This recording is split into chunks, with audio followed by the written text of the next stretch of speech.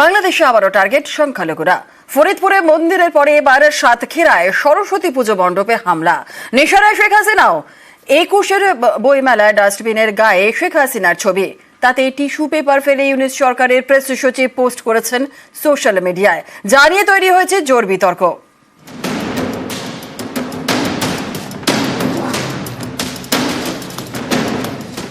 শনিবার রাতে ফরিদপুরের একটি মন্দিরে ঢুকে সরস্বতীর মূর্তি ভেঙে দেয় এক যুবক। পরে ওই যুবককে ধরে ফেলে পুলিশ। ফরিদপুরের পর সাতক্ষীরা, এখানে সরস্বতী পুজো মণ্ডপে হামলা। এখানেও ভাঙা হয় সরস্বতীর মূর্তি। হঠাৎ একজন ব্যক্তি তাকে পিছন দিক থেকে দেখতে পেয়েছে, হঠাৎ বাইক থেকে নেমে আমাদের মন্দিরের ভিতরে টুপি যে নামাজ পড়ার যে টুপি, সেই নামাজ পড়ার টুপি সহ তার ওড়না, পেঁয়াজ, রসুন, আদা সহ বিভিন্ন ভাবে আমাদের মন্দিরের ভিতরে তারা নোংরা করেছে এবং আমাদের মায়ের প্রতিমার আঙুল ভেঙে দিয়েছে। সংখ্যালঘুরা তো বারবারই টার্গেট। নিশানায় আওয়ামী লীগ। আদালত চত্বরে জয় বাংলা স্লোগান দেন আওয়ামী লীগের ছাত্র সংগঠন ছাত্রলীগের এক নেতা। এর জন্য তাকে বেধড়ক মারধর করা হয়।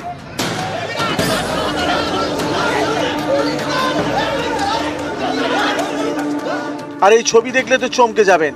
কয়েক মাস আগেও যিনি দেশ চালাতেন, তার ছবি এখন ডাস্টবিনে।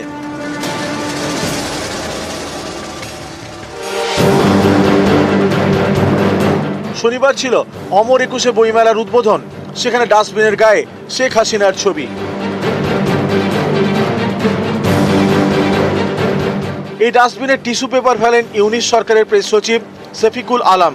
সেই ছবি তুলে সোশ্যাল মিডিয়ায় লেখেন, শনিবার বাংলা একাডেমিতে 21 বইমেলার প্রথম দিনে বিনে জঞ্জাল নিক্ষেপ। এই নিয়ে জোর বিতর্ক তৈরি হয়েছে।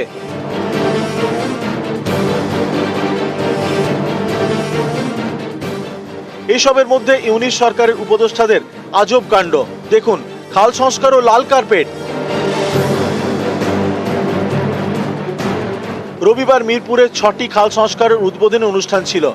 সেখানে ছিলেন ইউনিস সরকারের 4 উপদেষ্টা। খালে রাখা ছিল খনন যন্ত্র। সেখানে পৌঁছতে তৈরি করা হয় অস্থায়ী রাস্তা, তাতে বিছিয়ে দেওয়া হয় লাল কার্পেট। এই লাল কার্পেটের উপর দিয়ে হেঁটে খনন যন্ত্রের কাছে পৌঁছন ইউনিস সরকারের উপদেষ্টারা।